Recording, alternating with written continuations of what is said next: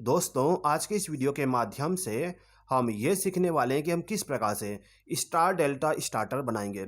दोस्तों, मुझे मालूम है कि आप लोगों ने इससे पहले भी स्टार डेल्टा स्टार्टर का वीडियो जरूर देखे होंगे और मैं यहाँ पे गारंटी के साथ भी कह सकता हूँ कि उस वीडियो को देखने के बाद आपको अभी तक स्टार डेल्टा स्टार्टर का वायरिंग करना नहीं आया होगा।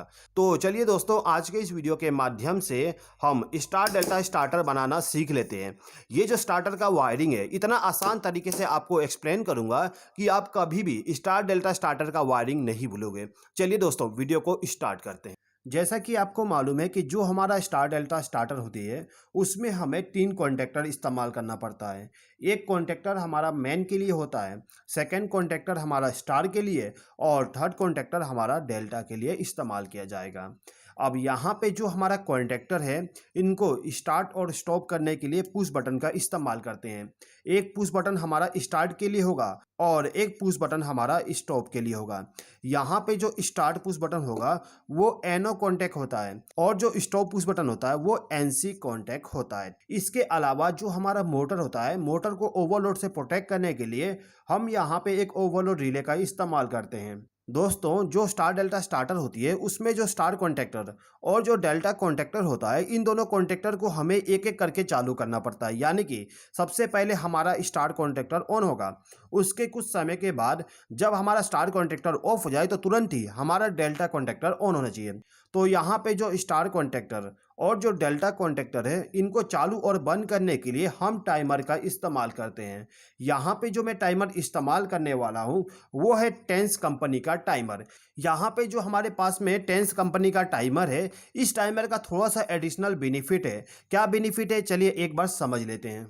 दोस्तों, जैसा कि आप यहाँ पे देख सकते हो, यहाँ पे जो हमारे पास में टाइमर है, इस टाइमर में लिखा हुआ है स्टार डेल्टा रिले। यानी कि ये जो हमारे पास में टाइमर है, इस टाइमर को स्पेशली डिजाइन किया गया है स्टार डेल्टा स्टार्टर के लिए। ये जो टाइमर है इसका मॉडल नंबर है ERV-YU। यहाँ पे जो टाइमर है इसका एडिशनल बेनिफिट ये है कि इस टाइमर में आपको यहाँ पे 2 टाइम को सेट करने का ऑप्शन मिल जाता है। यहाँ पे जो पहला रोटरी स्विच है, इसके द्वारा हम स्टार कॉन्टैक्टर और डेल्टा कॉन्टैक्टर में जो चेंजेस करते हैं, यानी कि स्टार कॉन्टैक्टर को ऑफ करके डेल्टा कॉन्टैक्टर जो ऑन करते हैं उसका टाइम यहाँ पे सेट करते हैं। इसमें यहाँ पे टाइम सेट करने के लिए आपको 0.1 सेकेंड से लेके 30 सेकेंड का टाइम दिया गया है। उसके बाद यहाँ पे आप देख सकते हो एक और टाइम सेट करने का ऑप्शन दिया गया है। ये जो यहाँ पे टाइम सेट करने का ऑप्शन दिया गया है, ये इंटरलॉकिंग के लिए है। यानी कि जो हमारा स्टार कॉन्टैक्टर होता है और जो डेल्टा कॉन्टैक्टर होता है वो दोनों एक साथ ऑन ना हो जाए, उसके लिए यहाँ पे थोड़ा सा डिले टाइम रखा गया है।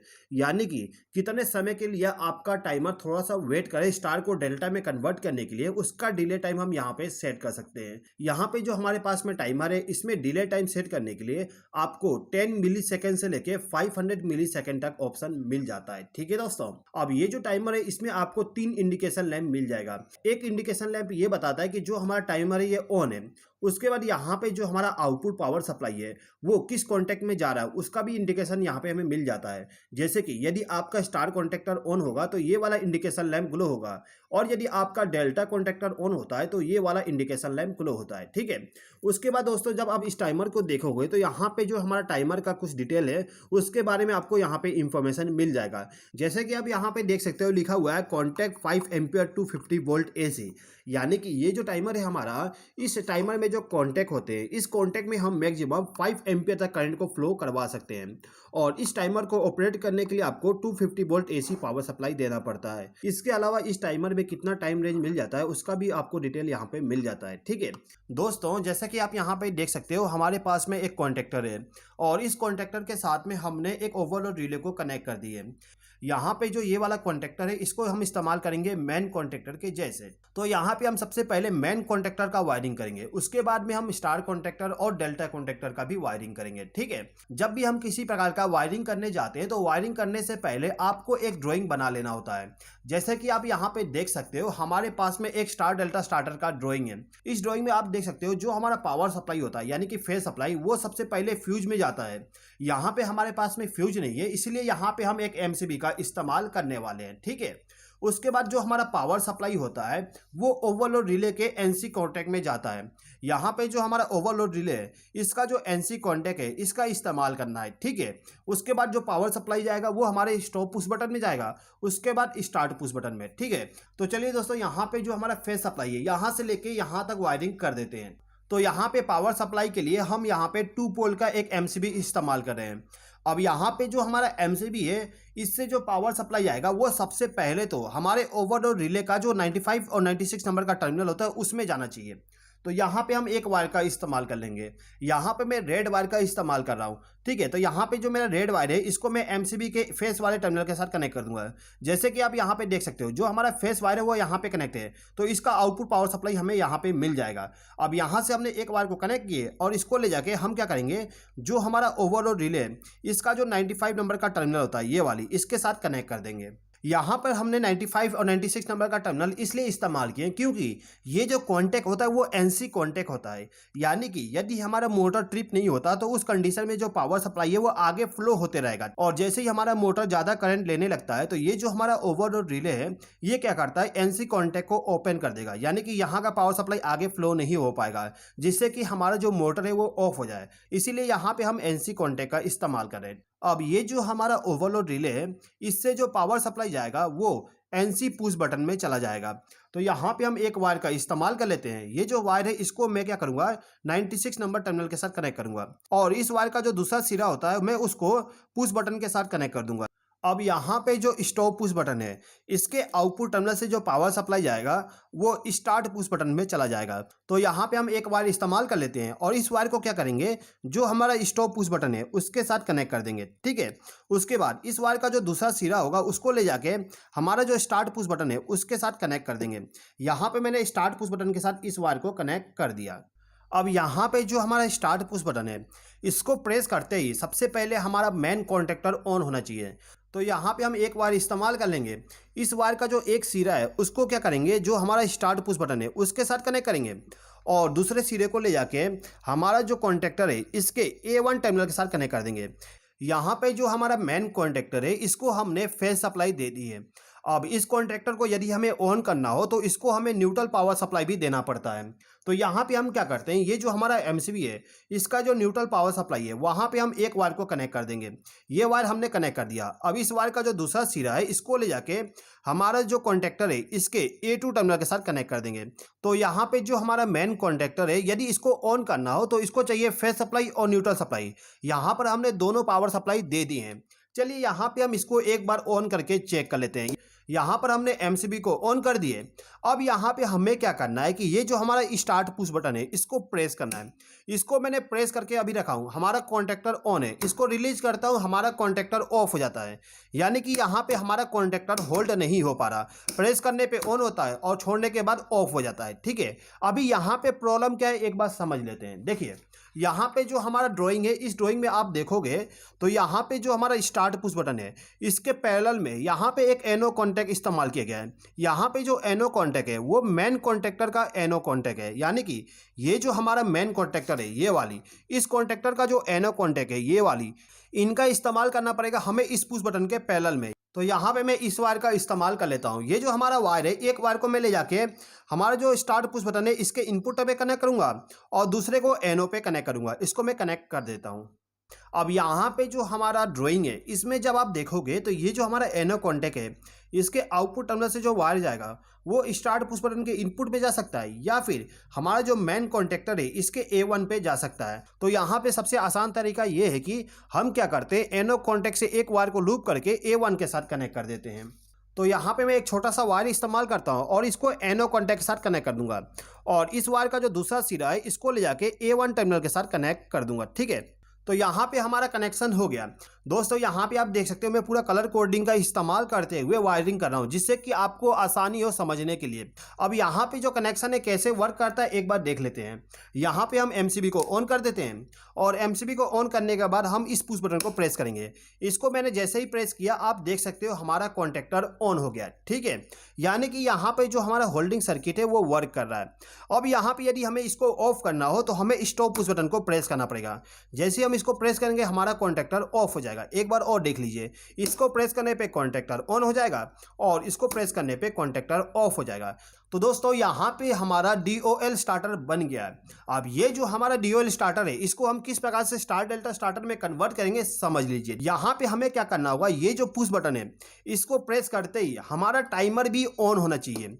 तो यहाँ पे हम क्या करते हैं, ये जो हमारा स्टार्ट पुश बटन है इसके आउटपुट टर्मिनल से, यानी कि यहाँ पे हम एक वायर को कनेक्ट करेंगे और इस वायर का जो दूसरा सिरा है इसको ले जाके हमारा जो टाइमर है इसके A1 टर्मिनल के साथ कनेक्ट कर देंगे। यहाँ पे हम इसको कनेक्ट कर देते हैं।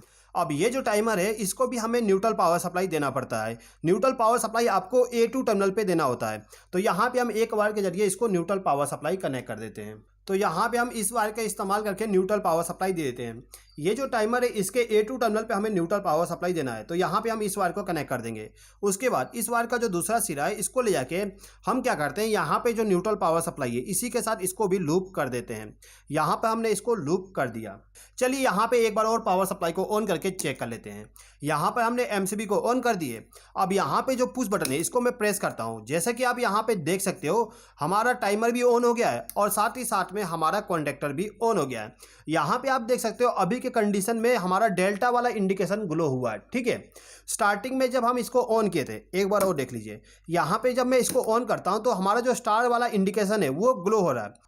उसके कुछ समय के बाद हमारा जो डेल्टा इंडिकेशन है वो ग्लो होता है। यहाँ पे जो हमारा टाइमर है इस टाइमर के द्वारा स्टार से डेल्टा में कन्वर्ट करने के लिए यहाँ पे डिले टाइम 500 मिली सेकेंड लेगा। यहाँ पे जो हमारा टाइमर है इस पर हमने 500 मिली सेकेंड का टाइम सेट करके रखे हैं। यदि इसको आपको कम करना है तो आप इसको रोटेट करके कम कर सकते हो। ठीक है, मैं यहाँ पे 500 मिली सेकेंड ही रन देता हूँ। उसके बाद यहाँ पे जो टाइम सेट करने वाली नोब है इसके द्वारा हम स्टार को डेल्टा में कितने समय के बाद चेंज करना है उसका सेटिंग कर सकते हैं। यहाँ पे यदि मुझे 15 सेकेंड में चेंज करना हो तो मैं यहाँ पे 15 सेलेक्ट कर लूँगा। यदि इससे कम रखना है तो मैं यहाँ पे इसको कम करके रख सकता हूँ। ठीक है, अब ये जो टाइमर है इस टाइमर के द्वारा हम दूसरे कॉन्टैक्टर को ऑन करने वाले हैं, यानी कि स्टार कॉन्टैक्टर और जो डेल्टा कॉन्टैक्टर है वो ऑन होंगे इस टाइमर के द्वारा। कैसे ऑन करेंगे समझ लीजिए। देखिए यहाँ पे जो हमारा टाइमर है इस टाइमर में आप देख सकते हो यहाँ पे टर्मिनल है, 2 नंबर टर्मिनल, 1 नंबर और 3 नंबर। यहाँ पे जो आप 2 नंबर का टर्मिनल देख रहे हो ये हमारा कॉमन टर्मिनल होता है, यानी कि यहाँ पे आपको फेस सप्लाई देना पड़ता है। उसके बाद यहाँ पे जो 1 नंबर का टर्मिनल होता है ये NC कॉन्टैक्ट होता है और 3 नंबर का टर्मिनल आपका NO कॉन्टैक्ट होता है। तो यहाँ पे हमें सबसे पहले क्या करना है कि ये जो हमारा A1 टर्मिनल है इसमें से एक बार को लूप करके 2 नंबर टर्मिनल के साथ कनेक्ट कर देंगे, यानी कि हम यहाँ पे कॉमन टर्मिनल पे फेस सप्लाई कनेक्ट कर देंगे। तो यहाँ पे मैं इस वायर का इस्तेमाल करता हूँ लूप करने के लिए। अब यहाँ पे हमें क्या करना है, ये जो टाइमर है इसका जो NC कॉन्टैक्ट होता है उसके द्वारा हमें स्टार कॉन्टैक्टर को ऑन करना है। यहाँ पे हम NC कॉन्टैक्ट के द्वारा स्टार कॉन्टैक्टर को इसलिए पावर सप्लाई देंगे क्योंकि सबसे पहले हमें स्टार कॉन्टैक्टर को ऑन करना होता है, लेकिन इसके बीच में हम एक इंटरलॉकिंग भी इस्तेमाल करेंगे। क्या इंटरलॉकिंग इस्तेमाल करेंगे समझ लीजिए। देखिए यहाँ पे हमारा टाइमर है इसको हमने यहाँ पे फेस सप्लाई कनेक्ट कर दी है। आप यहाँ पे देख सकते हो जो हमारा फेस सप्लाई वो यहाँ पे लूप है, यानी कि जो हमारा टाइमर है उसका जो कॉमन टर्मिनल है उसके साथ हमने वायर को लूप कर दिए है।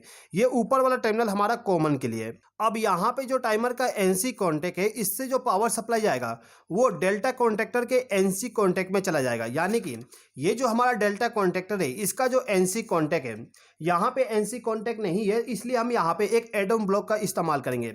ये जो हमारा एटम ब्लॉक है इसमें एक NC कॉन्टैक्ट है। तो यहाँ पे हमें क्या करना है कि ये जो 1 नंबर का टर्मिनल है इसमें हम एक वायर को कनेक्ट कर देंगे और इस वायर को ले जाके हमारा जो डेल्टा कॉन्टैक्टर है इसका जो NC कॉन्टैक्ट है ये वाला NC कॉन्टैक्ट है इसके साथ मैंने इस वायर को कनेक्ट कर दिया। अब यहाँ पे हमें क्या करना है, ये जो NC कॉन्टैक्ट का आउटपुट है इसमें से एक वायर को लूप करके हमारा जो स्टार कॉन्टैक्टर है इसके A1 टर्मिनल के साथ कनेक्ट कर देंगे। तो यहाँ पे हम इस वायर का इस्तेमाल कर लेते हैं। इस वायर के एक टर्मिनल को NC कॉन्टैक्ट के साथ कनेक्ट करेंगे और इस वायर का जो दूसरा सिरा है इसको ले जाके A1 टर्मिनल के साथ कनेक्ट कर देंगे इस प्रकार से। अब यहाँ पे हमें क्या करना है कि ये जो हमारा डेल्टा कॉन्टैक्टर है इसका जो NC कॉन्टैक्ट है उसके आउटपुट टर्मिनल से, यानी कि यहाँ से एक वायर को हम कनेक्ट कर देंगे। ठीक है, और इस वायर का जो दूसरा सिरा होता है इसको ले जाके हमारा जो स्टार कॉन्टैक्टर है उसके A1 टर्मिनल के साथ कनेक्ट कर देंगे। यहाँ पे जो हमारा स्टार कॉन्टैक्टर का फेस सप्लाई है इसको हमने डायरेक्टली स्टार कॉन्टेक्टर के A1 टर्मिनल पे इसलिए कनेक्ट नहीं किए क्योंकि यहाँ पे हमें इंटरलॉक करना है। एक टाइम पे केवल इन दोनों में से एक कॉन्टेक्टर ऑन होना चाहिए। अब ये जो हमारा कॉन्टेक्टर है इसको ऑपरेट होने के लिए न्यूट्रल पावर सप्लाई भी चाहिए। तो यहाँ पे न्यूट्रल पावर सप्लाई देने के लिए हम क्या करेंगे, ये जो हमारा टाइमर है इसमें जो A2 टर्मिनल पे न्यूट्रल पावर सप्लाई कनेक्ट किया गया है इसी के साथ में हम एक और वायर को कनेक्ट कर देंगे। यहाँ पे हमने एक ब्लैक वायर को कनेक्ट कर दिया। अब इस ब्लैक वायर का जो आउटपुट है यानी कि दूसरा सिरा है इसको ले जाके हमारा जो स्टार कॉन्टेक्टर है उसको न्यूट्रल पावर सप्लाई कनेक्ट कर देंगे कुछ इस प्रकार से। तो यहाँ पे जो हमारा स्टार कॉन्टेक्टर है इसको ऑन करने के लिए हमने फेज सप्लाई और न्यूट्रल सप्लाई दे दिए।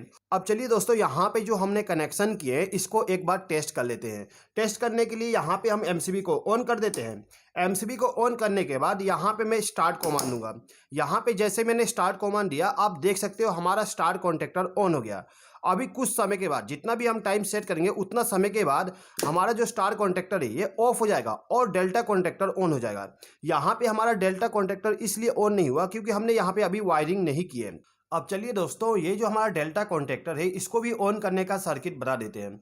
तो यहाँ पे हमें क्या करना होगा, ये जो टाइमर है इसका जो एनो कॉन्टेक्ट होता है यानी कि 3 नंबर का टर्मिनल जो है इससे पावर सप्लाई लेके जाएंगे स्टार कॉन्टेक्टर के NC में। यहाँ पे हमारे पास NC नहीं है इसीलिए इसके ऊपर में मैं एक एडोम ब्लॉक लगा देता हूँ।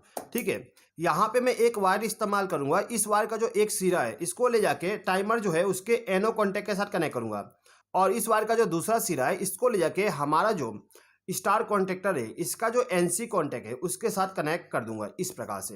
अब ये जो हमारा स्टार कॉन्टेक्टर का NC कॉन्टेक्ट है इससे आउटपुट पावर सप्लाई ले जाके हमारा जो डेल्टा कॉन्टेक्टर है इसके A1 टर्मिनल के साथ पावर सप्लाई कनेक्ट करना होता है। यहाँ पे मैं इस येलो वायर का इस्तेमाल करूंगा। इस येलो वायर का जो एक सिरा है उसको इस स्टार कॉन्टेक्टर का जो NC कॉन्टेक्ट है उसके साथ कनेक्ट कर दूंगा और इस वायर का जो दूसरा सिरा है इसको ले जाके हमारा जो डेल्टा कॉन्टेक्टर है इसका जो A1 टर्मिनल है उसके साथ कनेक्ट कर दूंगा। ठीक है, अब यहाँ पे हमें केवल एक वायर को कनेक्ट करना है। ये जो हमारा डेल्टा कॉन्टेक्टर है इसको हमें न्यूट्रल पावर सप्लाई देना है। तो न्यूट्रल पावर सप्लाई देने के लिए हम क्या करते हैं, ये जो स्टार कॉन्टेक्टर है इसमें जो हमने न्यूट्रल पावर सप्लाई दी है इसी के साथ एक वायर को लूप करेंगे और इस वायर को ले जाके हमारा जो डेल्टा कॉन्टेक्टर है इसके A2 टर्मिनल के साथ कनेक्ट कर देंगे यहाँ पे। तो यहाँ पे हमारा स्टार डेल्टा स्टार्टर बन गया। चलिए एक बार हम इसको टेस्ट कर लेते हैं। देखिए सबसे पहले यहाँ पे हम MCB को ऑन कर देते हैं। MCB को ऑन करने के बाद यदि हमें इस स्टार्टर को ऑन करना है तो हमें स्टार्ट पुश बटन को प्रेस करना पड़ेगा। आप देख सकते हो स्टार कॉन्टेक्टर ऑन हो चुका है। ठीक है, अब कुछ समय के बाद जितना भी हम टाइम इसमें सेट किया हूँ उतने समय के बाद में हमारा स्टार कॉन्टेक्टर ऑफ होगा और डेल्टा कॉन्टेक्टर ऑन हो जाएगा। आप यहाँ पे देख सकते हो डेल्टा कॉन्टेक्टर ऑन हो गया और स्टार कॉन्टेक्टर अभी ऑफ है। अब यहाँ पे जो हमारा डेल्टा कॉन्टेक्टर है तब तक ऑन रहेगा जब तक कि हम स्टॉप पुश बटन को प्रेस ना करें। यहाँ पे जैसे ही हम इसको प्रेस करेंगे हमारा स्टार्टर ऑफ हो जाएगा। ठीक है, यहाँ पे हम दोबारा से इसको ऑन करते हैं। यहाँ पर हमने ऑन किया, स्टार कॉन्टेक्टर ऑन हो गया। कुछ समय के बाद हमारा डेल्टा कॉन्टेक्टर ऑन हो जाएगा। अभी यहाँ पे आप एक चीज समझ लीजिए। देखिए यहाँ पे जो हमने इंटरलॉकिंग किए थे इसका बेनिफिट क्या है। देखिए यहाँ पे यदि गलती से हमारा जो स्टार कॉन्टेक्टर है ये ऑन हो जाता है, यहाँ पे मैं इसको प्रेस करता हूँ, यहाँ पर हमने स्टार कॉन्टेक्टर को ऑन किए तो हमारा जो डेल्टा कॉन्टेक्टर था ये ऑफ हो गया। ठीक है, इसी प्रकार से यदि हमारा स्टार कॉन्टेक्टर ऑन है और गलती से डेल्टा कॉन्टेक्टर ऑन हो जाता है तो उस कंडीशन में हमारा स्टार कॉन्टेक्टर ऑफ हो जाएगा। इसीलिए दोस्तों यहाँ पे इंटरलॉकिंग किया जाता है जिससे कि जो हमारा कॉन्टेक्टर है वो दोनों के दोनों एक साथ ऑन ना हो। जैसा कि आपको मालूम है यदि गलती से भी दोनों कॉन्टेक्टर एक साथ ऑन हो जाता है तो आपका जो स्टार्टर है उसमें ब्लास्ट हो सकता है यानी कि शॉर्ट सर्किट हो सकता है। इसीलिए यहाँ पे हम इंटरलॉकिंग करते हैं।